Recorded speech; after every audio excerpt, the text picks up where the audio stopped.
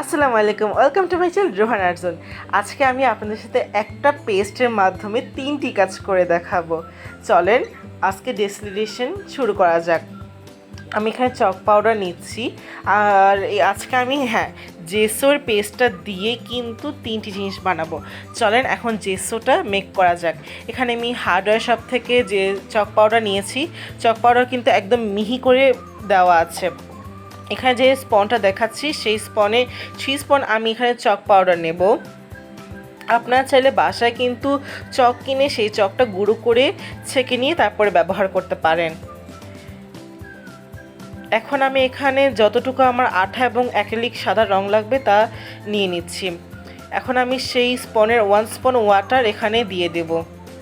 প্রথমে তরল জিনিসটা মেশানোর পরে চক পাউডারটা দিলে না জেসোর যে টেক্সচারটা সেটা অনেক ভালো আসে, দানা দানা ভাবটা একদমই থাকে না। জেসোর যে মিক্সারটা অনেক ভালো মতো একদম ধীরে সুস্থে করতে হবে। এখন আমি জেসোর যে চক পাউডারটা সেটা দিয়ে দিচ্ছি। এটাকে আমি ভালো মতো ধীরে ধীরে মিক্স করব। এখন চলেন কিছু কথা বলা যাক। জেসো কি? জেসো হচ্ছে একটি প্রাইমার, যে প্রাইমারের মাধ্যমে আমরা ক্যানভাসে যে কোনো বস্তুর উপরে প্রথমে প্রাইমার কোট করে তারপরে আমরা রঙটা করতে পারি। এর ফলে আমাদের যে কোনো রঙ, বিশেষ করে অ্যাক্রিলিক কালারের ক্ষেত্রে আমরা জেসো প্রাইমার দিয়ে থাকি। এর ফলে আমাদের রঙটা খুবই কম লাগে এবং আমাদের যে আর্টটা বা কাজটা সেটাও খুব অনেক দিন টেকসই এবং মজবুত হয়।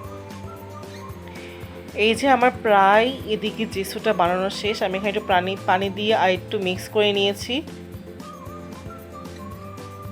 এই কাজটা যত ধীরে সুস্থ করবেন তত ভালো। এই তো আমি এখন কোটার ভিতরে ঢেলে নিয়েছি। কোটাতে এখানে মিক্স করে তারপরে করছি। আপনারা চাইলে এখানে একটু কোকোনাট অয়েলও ইউজ করতে পারেন। আমি কোটার ভেতরে দেওয়ার পরে এখানে ইউজ করি।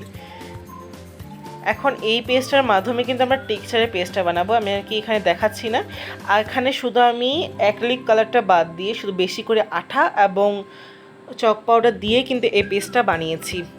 পানির পরিমাণ খুবই সামান্য রেখেছি, যতই আপনাদের লাগে তাহলে দিতে পারেন। যদি আপনারা এখানে ওয়ালপুট্টি দিয়ে করতে চান তাহলে সেক্ষেত্রে আঠাটা পরে দিবেন এবং পানি দিয়ে শুধুমাত্র কাজটা করবেন। পরে যখন সেই কাজটা শুকিয়ে যাবে তারপর একটা আঠা এবং ওয়ালপুট্টিটা পাতলা পেস্ট বানিয়ে সেটার উপরে প্রলেপ দিলে আপনার এটা আরও টেকসই এবং সুন্দর হবে।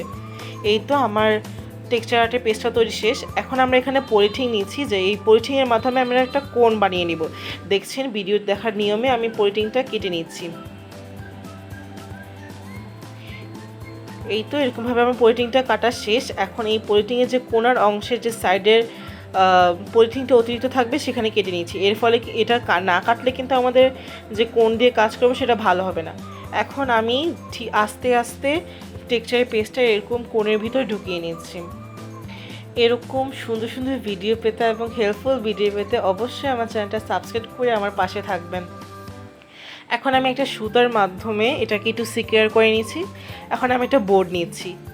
এটা কিন্তু একদম সমান করে কাটবেন না, একদম একটু কোনা করে দেন হচ্ছে কাটবেন, তাহলে কিন্তু এটা ভালো মতো বের হবে। এই যে আমি আপনাদেরকে দেখাচ্ছি কীভাবে এটা ভালো মতো বের হচ্ছে। এখানে আমি একটু মিস্টেক হয়ে গেছিলো, তাই আর কি আমি এটা আবার ঠিক করে নিচ্ছি।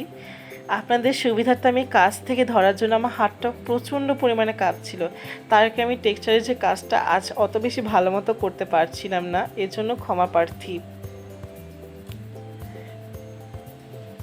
সাইডে আমি একটু মোটা করে দেখাচ্ছি কেমন হতে পারে।